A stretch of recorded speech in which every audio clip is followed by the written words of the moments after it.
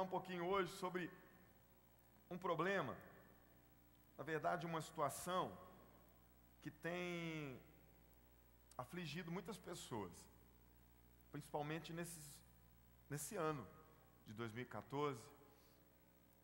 Nós temos vivido um ano desafiador. Na verdade não era novidade, pelo menos aqui nós havíamos falado para os irmãos que nós esperávamos um ano difícil, um ano em que nós teríamos grandes desafios, um ano de Copa do Mundo, um ano de eleições, e uma Copa do Mundo agora, sem levar para o lado da brincadeira, mas na expectativa de entretenimento, para nós foi frustrante, não é verdade? Eu sei que você, talvez como eu, não leva o futebol tão a sério assim, mas talvez você goste tanto quanto eu de futebol. Eu gosto muito, gosto mesmo. E eu fiquei muito frustrado com essa Copa do Mundo, né? E eu confesso para vocês, gente, que quando eu fui assistir aquela final, que eu vi a Alemanha e a Argentina entrando em campo, eu falei para minha esposa, não pode isso. Ela falou, o que foi, amor? Era para o Brasil estar entrando ali. Gente, eu fiquei contrariado mesmo, fiquei, né? Eu nem vi os gols de novo daquele 7-1, vai pro inferno aquele 7-1, gente. Sabe, eu estava vendo um filme ontem sobre o Barbosa. O Barbosa, para quem não se lembra, foi o nosso goleiro na seleção de 50, eu me lembro muito bem. Lógico que não, né, gente? Mas eu estava vendo um filme sobre o Barbosa, e o Barbosa foi crucificado desde a final da Copa de 50 até o dia do 7-1. Porque o Barbosa, né, eles falaram que foi um frango dele, mas nem foi, gente, né? O Uruguai chutou a bola, o cara teve, o cidadão teve a habilidade de chutar entre o goleiro e a trave, ele abaixou, passou assim, mas não foi aquele frango assim. E o Barbosa, meu pai se lembra, que ele foi muito crucificado, só que a caveira do Barbosa sorriu no cemitério, porque ele já está morto, né? Quando ele ficou sabendo do 7-1, ele falou, o quê? Vexame é isso aí, né? Então, assim, para nós, a Copa do Mundo era para ser um negócio assim, para a gente, tipo, fingir que está tudo bem, não é verdade? Se o Brasil ganhasse, a gente não ia fingir que o Brasil está tudo bem? Ia ou não, gente? Ia! A gente esqueceu um pouquinho da Dilma, né? A Dilma ficou com aquela cara horrorosa no estádio. Ela pegou a taça igual batata quente. Ela pegou assim, já fez assim. Para não ganhar vai, mas não teve jeito.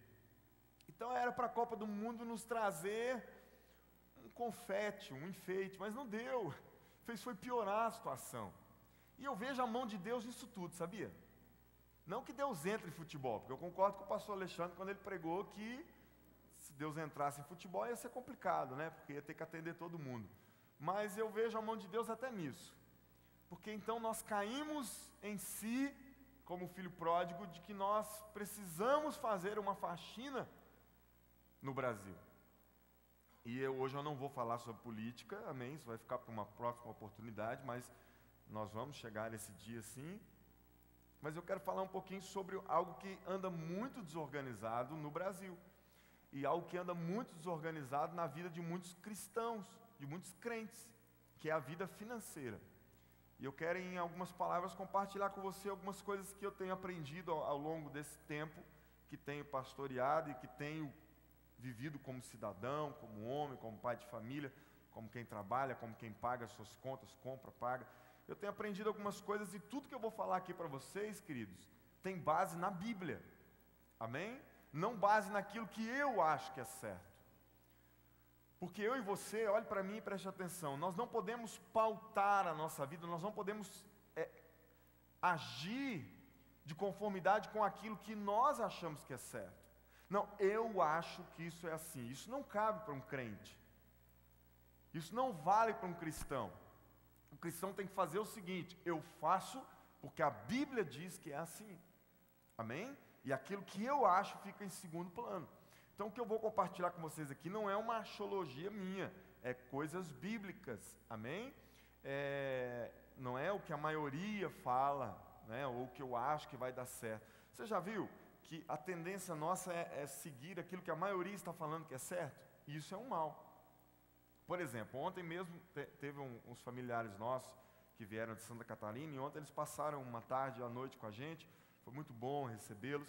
E a gente comentava com uma prima minha, eu comentava com ela a respeito do homossexualismo que está envolvido na sociedade, eles falando que na última sexta terminou aquela novela com o tema Em Família, que não teve nada de família. Isso eu ouvi da boca de ímpio, né? Porque ela não é cristã, assim, praticante. E ela falou assim para mim, falou, primo, aquela novela não teve nada, nenhum capítulo a ver com o tema dela, que é Em Família, né? Tinha 2 casais de homossexuais.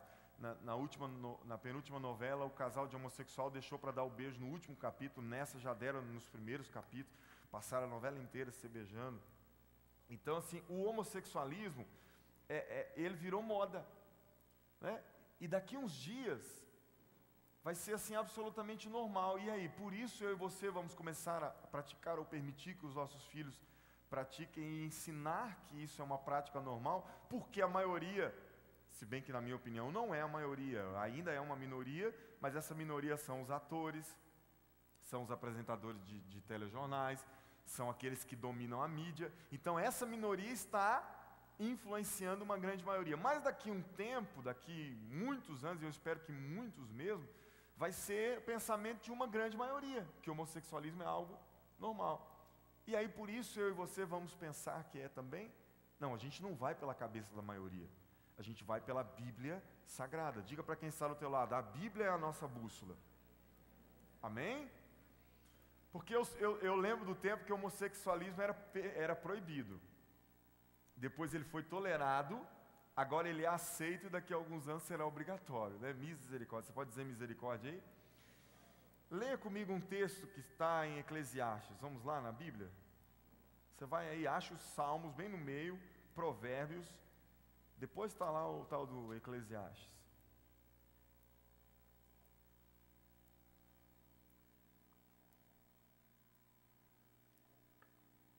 Aleluia. Eu já preguei em muitas igrejas, gente, mas assim, encontrar um povo avivado, pentecostal igual vocês é difícil. Um povo assim que glorifica a Deus, amém? Um povo assim que de manhã, mas está animadérrimo, porque está começando uma semana maravilhosa. Esta é a semana que Deus nos deu, amém? E nós vamos entrar com todo o fôlego nela. Alguns aí vão dar uma viajada, alguns vão curtir as férias com os filhos, alguns vão agarrar no trabalho para cobrir o prejuízo da Copa do Mundo, mas todos nós estamos bem, graças a Deus. Você pode dizer aleluia aí por isso? Olha só o que disse o escritor, Eclesiastes 4:9. Quem achou, dá um glória. Quem não tem Bíblia, pede carona aí, irmão. Fala, por favor, irmão, me ajuda. Eclesiastes 4:9. Vamos lá? O que diz a Bíblia aí? É melhor ter companhia do que estar sozinho. Porque maior é a recompensa do trabalho de 2 pessoas. Se um cair, o amigo pode ajudá-lo a levantar-se, mas pobre do homem que cai e não tem quem o ajude a levantar-se. Repete comigo então, fala assim, ó, é melhor ter companhia do que estar sozinho. Fala forte, porque maior é a recompensa do trabalho de 2 pessoas. Amém? Olha aqui para mim, queridos, eu quero falar um pouquinho, a nossa igreja ela é composta, na grande maioria, por casais. Nós temos muitos irmãos, irmãs também que estão caminhando para o casamento, ou que já foram casados e hoje estão numa situação talvez de viuvez, ou de alguma outra circunstância, ou nós temos os nossos jovens que ainda vão se casar. Mas eu quero compartilhar com você, glória a Deus, porque eu ouvi um amém aí, tem algum jovem animado. Eu quero compartilhar com você a respeito do trabalho, e do trabalho em família. Amém? Eu não quero falar apenas sobre finanças numa ótica individual, mas eu quero compartilhar a respeito da cumplicidade do marido com a esposa. Pastor, eu não sou casado, mas eu quero compartilhar com a tua atitude diante dos teus pais.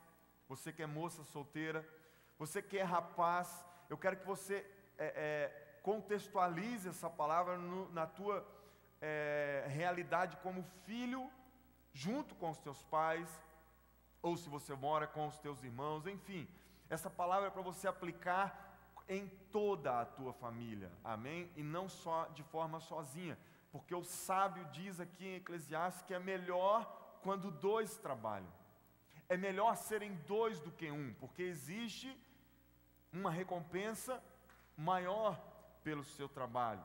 Amém? Então, quando o casal está junto, envolvido na preocupação das finanças, quando o pai e a mãe conseguem envolver os filhos nas finanças, isso flui de uma forma maravilhosa. Pastor Cláudio dá um tchau, está lá atrás, e a pastora Elaine, eles são os nossos líderes de casais. E o diabo está debaixo dos pés deles, amém? Está debaixo dos pés do André e da Ana Beatriz. Mas eu quero fazer uma citação aqui, que desde que eu conheci o pastor Cláudio, me admirou muito a habilidade que eles têm de colocar os filhos para trabalhar. Quando eu conheci o André, tem quanto tempo que a gente está junto? 8 anos, o André tem 18. O André tinha 10 anos quando eu conheci, era um baixotinho do tamanho do Davi, do nosso filho. E o André já trabalhava, gente, na feira, carregando e tal. Eu falei, gente, que beleza. Isso, envolver a família nos projetos financeiros. Hoje o André já é um jovem que trabalha, né?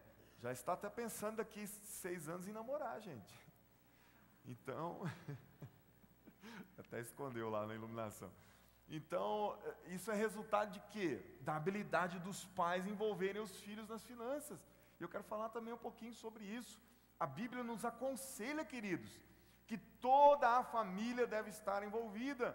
E não você, papai e mamãe, deixar os teus filhos alheios.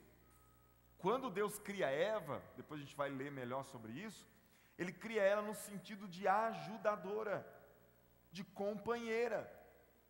E não tipo assim, o marido vai rasgando e a mulher fica para trás, né, ou vai correndo atrás, não. Agora, tem um ponto aqui que eu preciso tocar nele, que isso tem sido um problema em muitas famílias, e tem sido um problema nessa geração, que é o avanço feminista. O avanço das mulheres no mercado de trabalho de uma forma tal que tem ultrapassado a autoridade masculina dentro de casa. E queridos, isso está errado. Pastor, você está antiquado, esse pensamento seu é atrasado, eu não concordo disso. Se você não concorda, isso é um problema seu com a Bíblia.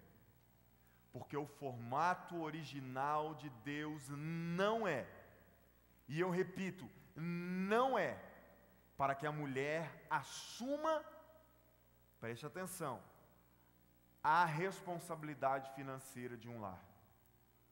Isso não é bíblico. Esse modelo não é correto.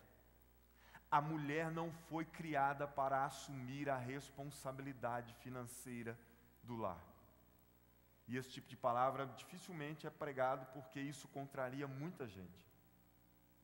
Muitos pastores com igrejas de 3, 4, 5 mil pessoas, se pregarem isso, talvez receberão uma vaia da grande parte das mulheres que já assumiram o cabresto do lar, e os maridos são meros coadjuvantes, são personagens humilhados, são personagens menosprezados dentro de casa. Queridos, eu, quanto viver e pregar, vou bater nessa tecla, isso está errado. Esse não é o formato divino. Deus cria Eva como ajudadora. Eu quero que você vá comigo para Gênesis, por favor. Gênesis é o princípio. Principalmente se você discordar, me dê a oportunidade de te mostrar na Bíblia isso. Pastor, lá em casa, se eu não assumir, eu morro. Daqui a pouquinho eu falo disso. Pastor, você não conhece o meu marido, se eu não tomar as rédeas lá em casa, está todo mundo morto. Deus vai falar com o teu maridão aí, pode ficar tranquilo, filho. Mas não cutuca ele não, por favor. Senão ele vai embora. Tem mulher que nessas pregações ela fica, tá vendo? Para, amor. Tá vendo? Pamonha. Ou então o marido já está aí, né? Gente, não pode cutucão hoje, tá? Por favor. Pastor, meu marido não veio. Depois você compra o DVD e leva para ele. Fala, amor, comprei um presentinho para você. Promete que você assiste? Você pode até fazer algum acordo assim com ele, para que ele assista mesmo. Vamos lá, Gênesis 2. Veja os 5 aí. 2:5. Ok? Ainda não tinha brotado nenhum arbusto no campo, e nenhuma planta havia germinado, porque o Senhor Deus não tinha feito chover sobre a terra. E também não havia homem para cultivar o solo. Todavia brotava água da terra e irrigava toda a superfície do solo. Agora veja comigo o verso 18.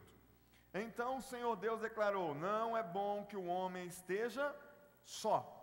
Farei para ele alguém que o auxilie e lhe corresponda. Olha para mim, mulheres e homens.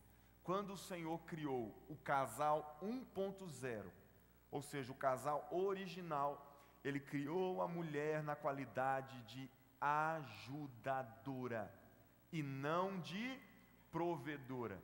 E eu quero iniciar essa conversa com vocês falando do primeiro princípio que nós precisamos enxergar, homens, para termos uma vida financeira de sucesso. Primeiro, preste atenção, o homem deve assumir o papel e a tarefa de cuidar, cultivar, trabalhar, manter o seu jardim. Volte comigo aí, você está no capítulo 2, no verso 15, amém? Você leu comigo no verso 5, que Deus havia feito a terra, mas ainda não havia o homem para cultivar. Agora veja o verso 15. O Senhor Deus colocou o homem no jardim do Éden, para cuidar dele e cultivá-lo. A mulher já estava aqui? Sim ou não? A mulher entrou aonde?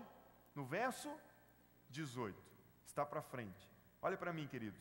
Quando Deus criou o jardim, Ele criou o homem e Ele deu a tarefa para o homem de cultivar esse jardim. Hoje os papéis estão invertidos. Você encontra homens se colocando como ajudadores e as mulheres como o papel principal na casa. E por isso, esta é uma das razões do caos financeiro que temos enfrentado. Ah, pastor, mas a minha esposa é capaz, ela ganha até um salário 3 vezes maior do que o meu. Sim, ela é capaz. Sim, as mulheres são fora de série. Sim, as mulheres são fantásticas para administrar. Eu vou começar a mudar o meu discurso aqui. Esses dias eu comecei a mandar uma mensagem para minha esposa e falava assim, linda, no WhatsApp, e ela não respondeu. Aí eu falei, cheirosa, e ela não respondeu. Falei, princesa, e ela não respondeu. Aí eu pus, bruaca, tribufu. Aí ela, que isso? Ela falou, eu estou elogiando, você não responde, vou começar a ofender. As irmãs eu vou começar a ofender aqui, porque eu estou falando que vocês são fora de série, eu não escutei nenhum amém. Eu estou falando que vocês são fantásticas para administrar, eu não escutei nenhum amém. Eu vou falar então que vocês são um tropeço na nossa vida, pode? Irmãs, vocês são nota 10. Só porque eu falei, seus pamonhas, acorda. Mas são mesmo. Gente, tudo que mulher coloca a mão prospera, é ou não é, maridão?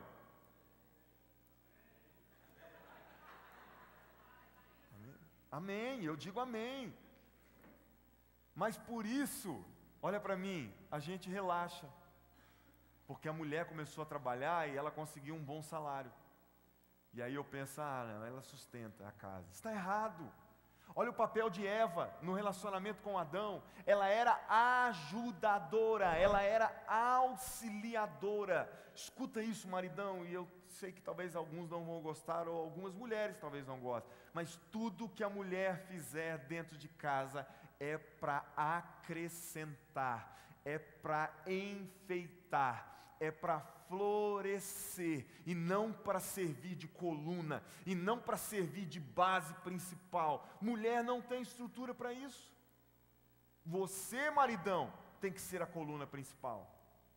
O teu salário tem que ser o principal meio de sustento da tua família. Pastor, mas a minha mulher ganha bem, então eu vou falar para amanhã ela pedir conta. Não, por favor, não me entenda errado, porque eu não vou poder te ajudar a pagar suas contas. A mulher pode sim, a mulher deve trabalhar, isso é saudável, mas a mulher não pode, o sentido é esse, trabalhar na obrigação de colocar o lar sobre os seus ombros. Mulher não foi feita para isso. Amém, irmãs? Teve umas que gostaram tanto dessa palavra. Eu não vou nem falar amém, irmãos, porque vocês hoje estão assim bem desanimadinhos, mas até o fim vocês vão animar, amém? Deus criou o homem, queridos, para assumir esse papel. E eu quero que você olhe mais comigo aí no verso 2 ainda. Veja comigo o verso 25. Capítulo 2, verso 25 de Gênesis. Olha isso. O homem e sua mulher viviam nus. Dessa parte aqui muitos gostam, né, amor? Aqui, vamos praticar isso aqui todo dia. O homem e sua mulher viviam nus. Mas o sentido que eu quero dar é no final da frase. E não sentiam vergonha. Olha aqui, pastor, deixa eu te dar uma palavra que Deus tocou no meu coração hoje cedo. Eu estava esquecendo esse detalhe, o Espírito Santo trouxe. Deus te criou para viver em honra. Deus te criou para viver uma vida de vitória. Deus te criou para viver uma vida que glorifique ao nome dEle. Verso 25 do capítulo 2 de Gênesis. Deus não te criou para viver envergonhado. Deus não te criou, marido, esposa, filho, jovem, para viver uma vida de derrota, de vergonha. Sabe por quê? Porque no mesmo livro de Gênesis diz no princípio que Deus te criou a sua imagem e a sua semelhança. Então, quando eu e você vivemos envergonhados, vivemos com credores batendo na nossa porta, quando o nosso nome está sujo, nós diretamente estamos envergonhando o nome do Senhor. Deus te criou para viver uma vida de honra, uma vida de glória, uma vida de vitória, porque quando você vive isso, o nome dele é exaltado. Eu posso ouvir um aleluia por isso? Você foi feito à imagem e semelhança dele. Mas eu quero te dizer, querido, não basta querer ter uma vida digna. Não basta ter vontade de viver uma vida honrosa. A gente tem que praticar algumas coisas, alguns princípios. E o primeiro é esse: homem, assume o posto principal dentro da tua casa. Ah não, pastor, lá em casa o meu salário está sendo assim só para complementar, mas a compra mesmo quem faz é minha esposa, a prestação da casa mesmo quem paga é ela, a prestação do carro quem paga é ela, a gasolina quem paga é ela. Você faz o que com o seu dinheiro? Joga bola? Está errado, queridos. Ah pastor, mas a gente está vivendo, já tem 20 anos assim. Olha o bagaço que está virando tua esposa. Talvez não físico, mas talvez psicológico. Tem mulheres que envelhecem em 2 anos, o que demorariam 10 a 15 anos para envelhecer por causa do jugo que está imposto sobre elas. Está errado, queridos. A mulher é para acrescentar. Amém? Tem casais, olha só como os papéis estão invertidos, a desordem financeira está. Tem casais que saem para jantar, e aí sai às vezes assim com outras pessoas, e aí chega a conta, a bendita conta. Aí quando chega a conta, o marido fica mudando de assunto, né? Até levanta, vai conversar com os outros, disfarçando, né? E todo mundo vai dando a sua parte e tal, e o cidadão vai disfarçando, esperando o quê? Esperando a mulher tomar a atitude de colocar a mão na bolsa ou na carteira e pagar. Isso está certo, queridos? Isso está errado. Eu não estou falando que talvez quando eu saio, eu não falo para minha esposa, falo, amor, aquele 50 está aí dentro da carteira da bolsa. Mas lá em casa a gente tem uma situação assim que eu não ando com dinheiro. Não porque eu seja doido, descontrolado, eu não gosto de dinheiro. Dinheiro assim, espécie mesmo. Dinheiro fede. Dinheiro é sujo. E eu não ando. Você pode abrir minha carteira, você não vai achar dinheiro lá. Só dinheiro de plástico. Então sempre a minha esposa tem um negocinho dentro da bolsa dela. Sempre, gente, sempre tem, né? E às vezes a gente sai e eu vejo que não passa cartão. Eu falo, amor, tem aí aquele? Mas a gente sabe da onde vem o eixo principal. Não é que a esposa não possa pagar uma conta quando você vai, mas sempre. Se não for ela, não tem. Está errado, queridos. Ou então pelo menos faça. Fala, amor, fica aquele 50 no meu bolso aqui. Fica aqui por trás, irmão. Fica por trás. Tem gente que vai conversar, né, todo mundo sabe que está cochichando, falando de alguém. Você viu os jogadores na Copa? Tudo ficava conversando assim, né? Está falando mal de alguém, gente. E aí o casal vai, coloca aqui 50 no meu bolso aqui. Podia ter um microfone desse, né, que todo mundo ouvia. Para quê? Não trouxe. Tô sem. Não recebi ainda. Põe aí logo. Aí a esposa vai, pelo menos faça. Aí ele tira os 50 fazendo de conta que foi ele que pôs, né? Tudo que a mulher faça na vida financeira deve ser acréscimo, enfeite, e nunca alicerce, nunca base. Outra coisa que eu quero falar com vocês aqui rapidinho é a respeito de algo que 80% dos casais não fazem. Esse número é assustador. 80% dos casamentos e das famílias e das pessoas na sociedade não fazem isso que eu vou ensinar. Não vou nem ensinar, porque todo mundo sabe que isso aqui é preciso, mas não faz, que se chama orçamento familiar. Esse número me assusta, gente. Como que pode 80% das pessoas viverem sem saberem quanto ganham exatamente e quanto gastam exatamente? A maioria dos casais das famílias não fazem o quadro de receitas e despesas. Isso está errado, queridos.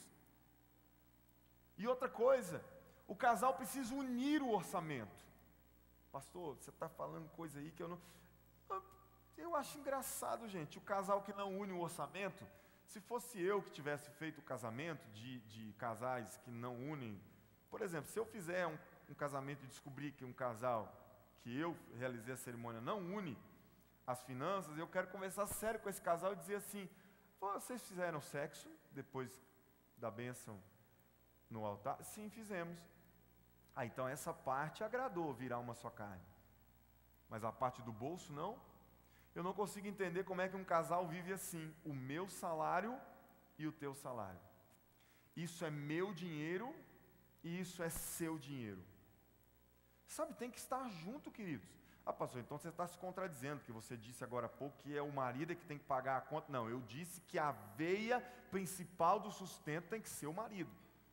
Amém? Por isso que eu disse que em algumas situações não tem problema, porque não existe essa coisa de, esse carro é seu, eu não ando nele.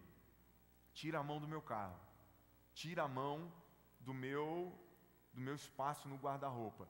Tira a mão no meu dinheiro, você não toca. Imagina um marido falando isso para a esposa. Gente, vou sim apelar com vocês, mas isso não é um casamento completo. Não é. Este casal que vive assim está perdendo de viver a totalidade no casamento. Você pode até você é um casamento, mas você não é um casamento completo, porque você está perdendo a bênção nessa área. E talvez seja essa uma das razões pelo qual a tua vida está assim, ó, sabe?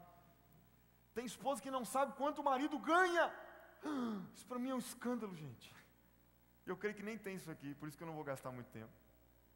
Tem casamento que o marido vai abrir a carteira perto da esposa, ele faz assim, ó, ele parece o Batman, tirando o negócio de dentro da capa. Espera aí. Como que pode? Por que uma esposa não pode saber o quanto de dinheiro que o marido tem? Pastor, você não conhece a minha esposa. Agorinha a gente fala sobre isso com ela. Mas casamento tem que ser cumplicidade, queridos. Faz o seguinte, pega o teu salário, põe junto com a tua esposa, faz um bolo só. Ou então um bolo só, não sei como é que está a situação aí. Mas vivam juntos, amor. Vamos projetar aqui juntos. Sabe, eu queria te incentivar amanhã a fazer um quadrinho de receitas e despesas. O que é receita? É tudo aquilo que você ganha. Salários, investimentos que você fez estão te dando retorno, aluguéis que você tem, ou outras coisas. É o que entra de dinheiro na tua vida. Você precisa pegar um papel, querido, e colocar isso. Quanto você ganha por mês? Na verdade, eu sei que tem maridos que nem falam para a esposa quanto ganha, porque nem ele sabe quanto ganha. Está tudo bagunçado, gente. A tua empresa está assim, ó, você nem sabe quanto está entrando. Quem não sabe quanto ganha não pode gastar nem um centavo. Acende essa luz de alerta na tua vida aí. Quem não sabe quanto ganha por mês não pode gastar nem um centavo, porque você está correndo o risco de estar gastando mais do que entra. E todo negócio que sai mais do que entra é fadado ao fracasso. Talvez você já devia ter praticado isso há muito tempo atrás. Ah, pastor, eu não aprendi. Não. Se você está aqui há pelo menos mais de um ano, você já aprendeu, porque eu me lembro muito bem que pouco mais de um ano o pastor Alexandre trouxe essa palavra sobre receitas, despesas, orçamento. Ele fez até um quadrinho aqui. Então nós temos ensinado e nós estamos repetindo isso. Você tem que colocar o que é o teu salário, o que é o salário da tua esposa. Depois do lado você vai colocar despesas. Amém? As despesas se dividem dessa forma: despesas fixas, despesas supérfluas, gastos extra e investimentos. Como é que é isso, pastor? Despesa fixa. Qual é o primeiro? São as despesas que você tem todo mês. Essa não tem como sair. Você precisa anotar isso. No meu quadro com a minha esposa de despesas, o primeiro item das despesas fixas se chama, deixa eu ver se alguém mais aí concorda com o primeiro item das suas despesas, dízimo. Lá em casa é assim que funciona. O primeiro item, o primeiro compromisso mensal meu e da minha esposa é com o dízimo. Pode ser que eu fique sem pagar a prestação do apartamento. Pode ser que eu fique sem pagar a prestação do carro, mas não vai acontecer de eu passar um mês, eu e a minha família, sem devolvermos o dízimo ao Senhor. Eu não vou entrar em específico, porque eu queria fazer isso numa outra oportunidade, para nós falarmos só de dízimo e oferta à luz da Bíblia, porque muitos irmãos não praticam, e preste atenção, talvez você nos visita, ou você é novo na fé, você não pratica o dízimo, talvez por não conhecer essa maravilha bíblica. Então não fique preocupado, se você até quiser marcar uma conversa conosco para a gente te ajudar nisso, sem estresse, sem pressão. Ninguém nessa igreja entrega dízimo porque é oprimido, amém? Nós tratamos todas as pessoas da mesma forma, só que eu preciso te ensinar, porque o que é bênção na minha vida, o que eu sei que é Bíblia, que é princípio bíblico, eu quero que você pratique também. Então o primeiro item na lista de despesa na minha casa se chama dízimo. Aí você vai, né? Dízimo, comida, moradia, seja aluguel ou prestação, transporte, seja público ou prestação do carro, gasolina, seguro do carro, manutenção do veículo, saúde, plano de saúde, remédios. Esses são custos que a gente sempre tem. Estudo das crianças, impostos, IPTU, ITU, IPVA, INSS, meu Jesus, roupas e calçados. Isso tudo tem que entrar na nossa lista de despesas fixas. Gastos extra, são o quê? Um móvel da casa que você vai comprar. Gente, esse mês eu estou vendo que o orçamento vai sobrar, nós vamos poder trocar o sofá. Você tem que projetar para isso. Você não pode sair na doida e ir lá comprar um sofá de 3 mil reais assim, sem saber quanto você tem, ou quanto você vai ganhar. Amém? Então, mas isso é gasto extra, troca de carro, reforma da casa, mas tem que projetar. Investimentos, tem que estar lá no teu projeto. Aplicações bancárias, o povo vive ligando para você, né? O povo lá da Caixa Econômica, teu gerente, liga para você. Pô, pois é, eu vi aqui que entrou na sua conta um depósito de 60 mil reais. Oh, pena que tem um monte dormindo aí, mas eu vou repetir porque eu sou um profeta bonzinho. A tua gerente liga para você falando que entrou um depósito de 60 mil reais na tua conta. E aí ela fala assim: o que você vai querer fazer com esse dinheiro? Não, esse dinheiro assim está aí dando bobeira. Amém ou não? Melhor, gente, quem gostaria de ter 60 mil reais dando bobeira aí na conta de poupança? E aí ela fala: porventura, aí te trata tão bem. Você já viu como o gerente de banco trata a gente bem quando tem um dinheirinho lá, né? Às vezes até quando não tem, que é o meu caso. A minha me ligou no dia do meu aniversário. Ô Daniel, é a fulana do banco e tal. É o tipo de ligação assim, né? Precisar de alguma coisa, nós estamos aqui, viu? Eu falei: Deus abençoe vocês. Precisar de banco, irmãos. Mas assim, pelo menos quando não está negativo, não é? O gerente liga e tal. Onde você quer aplicar esses 60 mil? Isso tem que ser projeto. Pastor, eu não tenho 60, mas você mil, mas você tem 60 reais? Você sabe onde aplicar ele? Você sabe como manter esses 60 para que no mês que vem você não tenha só 60, você tenha 120, e no outro mês 180, e assim vai. Então a gente precisa colocar isso no papel, gente. Investimentos, cabe também seminários. você vai participar, a pastora avisou agora do Congresso de Mulheres, isso é investimento, irmã. Você paga a inscrição, você está investindo em você. Amém?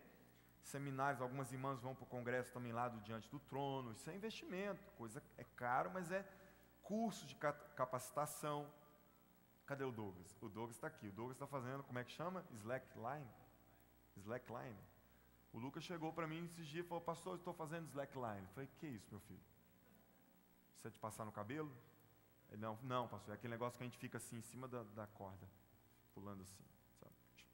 Eu falei, meu filho do céu, onde você vai? E ele disse que está ajudando ele, né? Tá bom. Isso é investimento, né? Porque o Douglas, assim, de vez em quando ele era meio desastrado, né? Tropeçava, né, Douglas? Assim, eu acho que o pé dele cresceu muito rápido. E aí ele não notou, e de vez em quando o Douglas dava uma tropeçada. O que o Douglas fez? Investiu na vida dele. Está fazendo um curso que ele paga R$100, R$100, Douglas? R$100 por mês para... O que você falou que serve lá, Douglas? Além do equilíbrio? Paciência, coragem. Mais paciente que você, Douglas. Pode ficar mais... Coragem. Amém? O que o Douglas está fazendo, gente? Ele está investindo na vida dele. Quantos livros você leu, Douglas, nos últimos meses aí que você me falou? Mais de 18 livros, né? Você falou para mim. Esses dias o Douglas chegou com um livro, só o último livro que eu comprei, pastor. Eu falei, que é isso, filho? Deixa eu ver aqui. Quando eu vi o tema, eu falei, gente, o que esse menino anda lendo? Coisa boa. Eu falei, quantos livros você já leu, Douglas, assim, na sua longa vida de 17 anos? 17 anos. Ah, pastor, eu perdi a conta, mais de 18 livros. Já parou para pensar? Isso é investimento, gente. Amém? Não dá vergonha assim não, gente? Né? Tem uma marmanjão aí de 40 anos que não leu nem 8 livros. O Douglas já leu 18. Investimentos. Amém? Deixa eu ver outra coisa aqui. Despesas.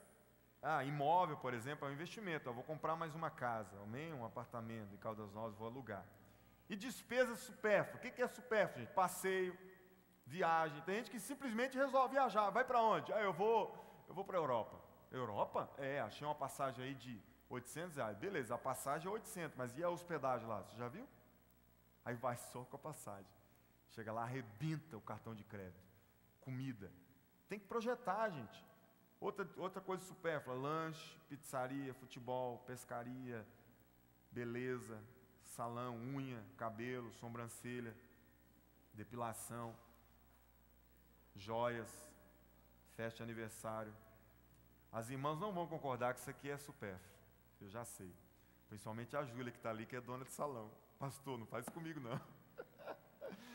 Mas assim, eu sei que as irmãs precisam fazer a unha, arrumar o cabelo, mas se a tua filha tem 5 anos de idade, ela vive com a mão na terra, ela vive roendo as unhas.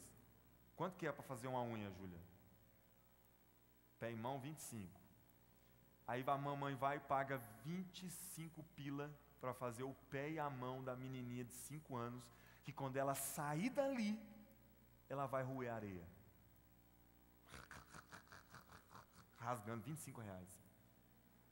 Faz isso não, filha. Você está jogando dinheiro fora. Aí nesse caso é supérfluo. Então a gente precisa, colocar isso no papel, gente. O que entra? Maridão, eu tenho um desafio para você, hoje mesmo.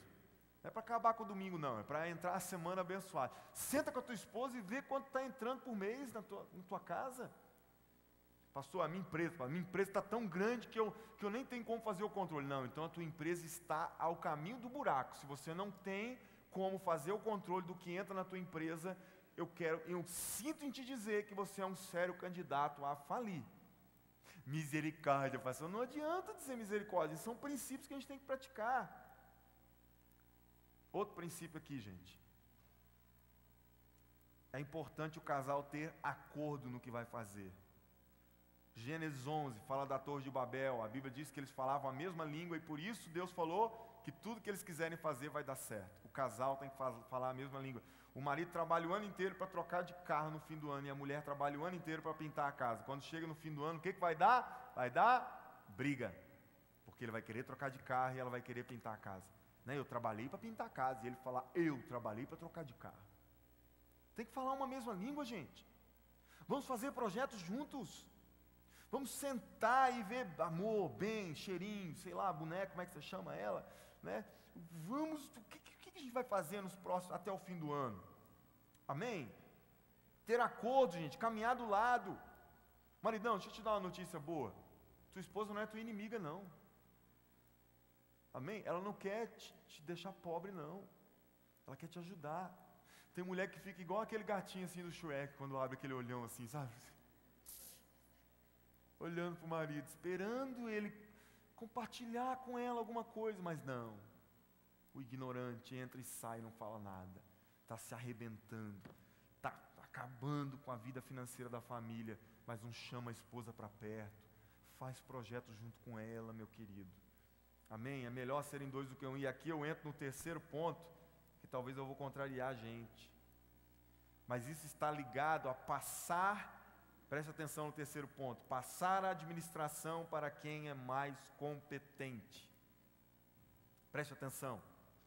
Você precisa identificar entre o casal qual dos dois é mais competente para administrar o dinheiro de vocês. Porque tem marido que não sabe que dia que vence a energia, que não sabe que dia que vence a água, que não sabe que dia que vence o aluguel, a prestação, tudo ele paga atrasado, tudo atrasado. Esses dias eu conversava com o pastor Cléber, a gente trocava uma ideia sobre juros, alguma coisa assim, que a gente nem percebe. Mas, por exemplo, a tua conta de energia, se você paga R$100 de energia por mês e você atrasa o pagamento, leia lá na tua conta, existe uma multa de 2%.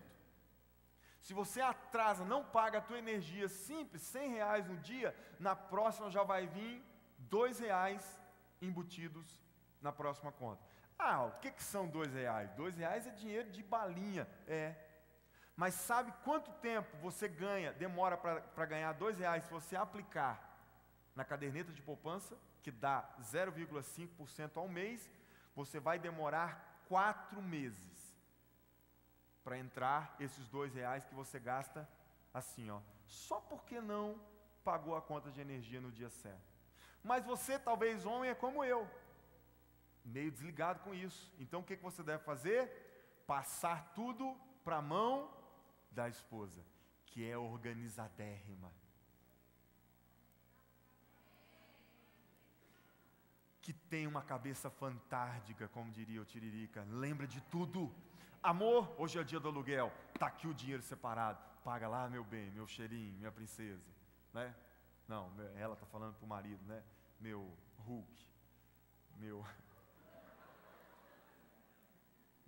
super-herói, paga lá. Irmãos, até à noite o negócio é melhor, amém? Porque está tudo em harmonia, a esposa organizou tudo.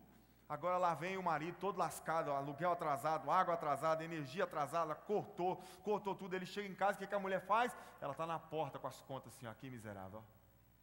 Está lá, dentro da sua gaveta, você nem viu. Agora vamos dormir sem energia por sua culpa, irresponsável. Ali já, eu estou trabalhando feito um cavalo, e você fica aí dentro de casa, sua preguiçosa. E aí o pau quebra, gente. O inferno dentro de casa. O sangue de Jesus tem poder. Mas além do sangue de Jesus tem poder, nós temos que praticar algumas coisas que nós não podemos deixar para o sangue de Jesus. Porque o sangue de Jesus tem poder, mas ele não vai administrar o teu dinheiro. Isso é você que tem que fazer. Passa o orçamento para quem é mais competente. Se for a mulher, homem, tenha humildade de deixar a mulher organizar as finanças. Qual é o problema disso?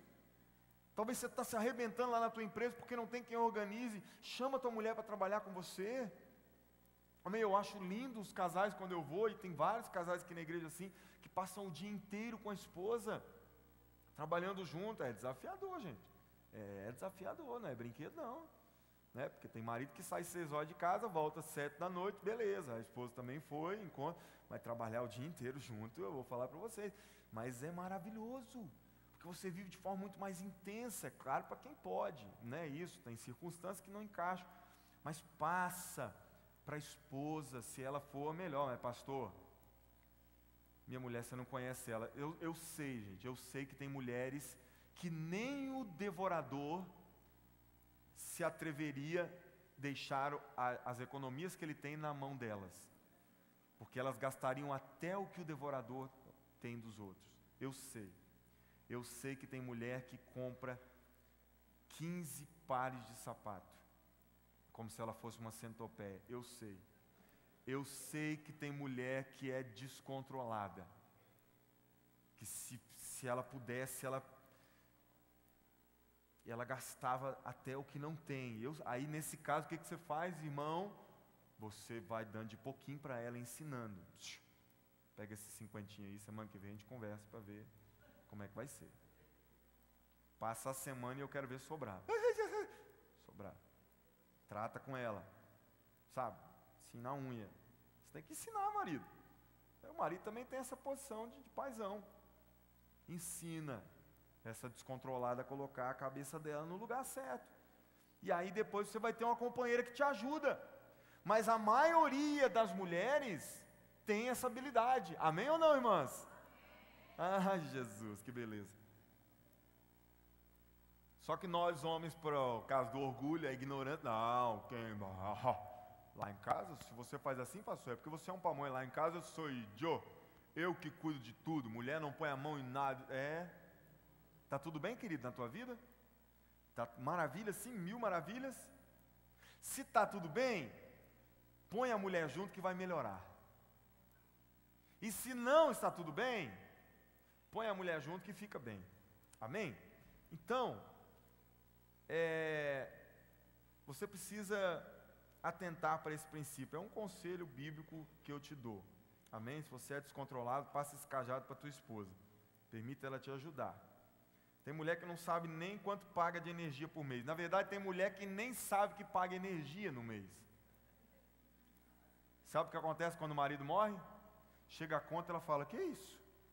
Que isso? Onde que paga?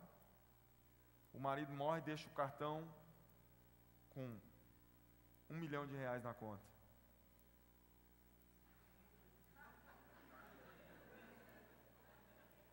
Minha esposa falou amém aí, parece que eu... Não, mas tem que falar amém mesmo, irmãs. Eu não estou falando que ele vai morrer amanhã, mas se ele morrer, que ele deixe pelo menos R$1 milhão na conta. Amém ou não, irmãs? Aí, parece que vocês acharam ruim. É lógico que ele morrer é ruim. Mas imagine se ele morrer e te deixar pobre, filho. Aí é tragédia dobrada.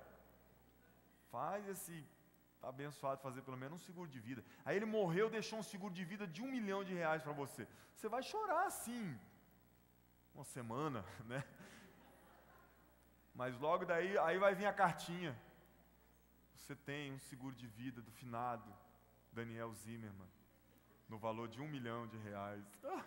Gente, não fica mais nem uma lágrima. Mas era tão bonzinho, gente, me deixa de... O duro é o miserável dos pretendentes, né, que vão vir. Tomara assim que eu morra, ela já esteja bem velhinha, que aí não vai ter perigo de acontecer isso. Mas aí o marido deixa o seguro de vida para a esposa de R$1 milhão. Ela não sabe nem aonde é o banco que ele tinha conta. Tem base, gente, um negócio desse? A mulher não sabe nem como sacar um dinheiro no caixa eletrônico. Irmão, isso é culpa tua. Você está criando um relacionamento incompleto. Como é que você tem uma mulher alienada desse jeito? Em muitos casos não é culpa da mulher, não. Ela até quer, mas o marido não dá brecha, ele não deixa. Envolve, querido, tua mulher nisso. Amém? Para que ela seja um canal de bênçãos na tua vida. Vida financeira de sucesso não acontece por acaso. Amém? Para você ter sucesso na vida financeira, você precisa praticar princípios bíblicos. E eu estou te dando alguns aqui. E eu quero terminar te dizendo o porquê que um cristão precisa ter a vida financeira organizada. Rapidinho, preste atenção. Primeiro, para ser canal de bênçãos nos projetos de Deus aqui na terra. Vou repetir. Por que Deus quer que você seja próspero? Por que Deus quer que você tenha dinheiro, condições? Para que através da tua vida, a obra de Deus que depende da parte financeira possa fluir aqui na terra. Você quer ver um texto lindo que mostra bem claro isso? Evangelho de Lucas, capítulo 8, verso 1. Veja comigo o que está escrito aí em Lucas 8:1. Tremendo isso aqui, gente.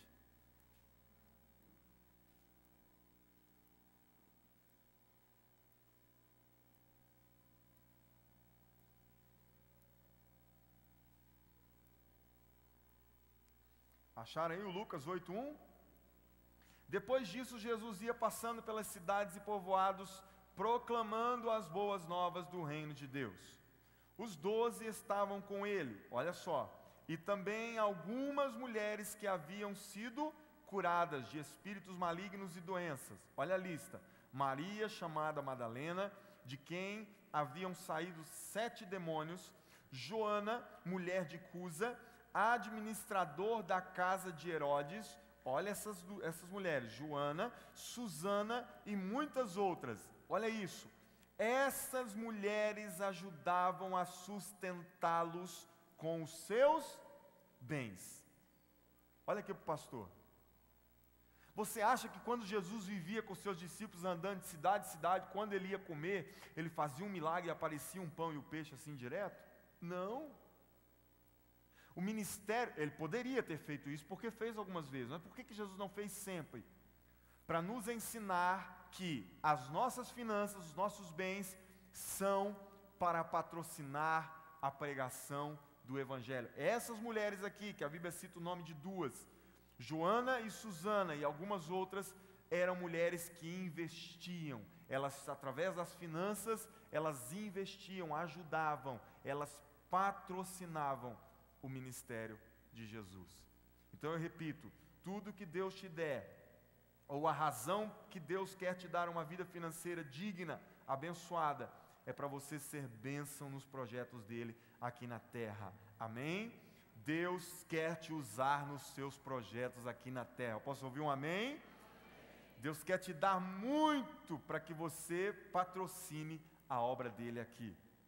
Segundo e último, por que Deus quer que você tenha uma vida financeira digna? Para que o nome do Senhor seja glorificado na sua vida. Amém? Como no Salmo 126, 2, que diz assim, que as outras nações viram a nossa alegria e diziam assim: grandes coisas fez o Senhor por eles, por isso eles estão alegres. Sabia que Deus quer que os seus vizinhos olhem para você e digam isso? Gente, depois que fulano passou para ser crente, já viu que é a expressão que eles usam? A vida dele mudou. Essa semana eu visitei uma família da nossa igreja.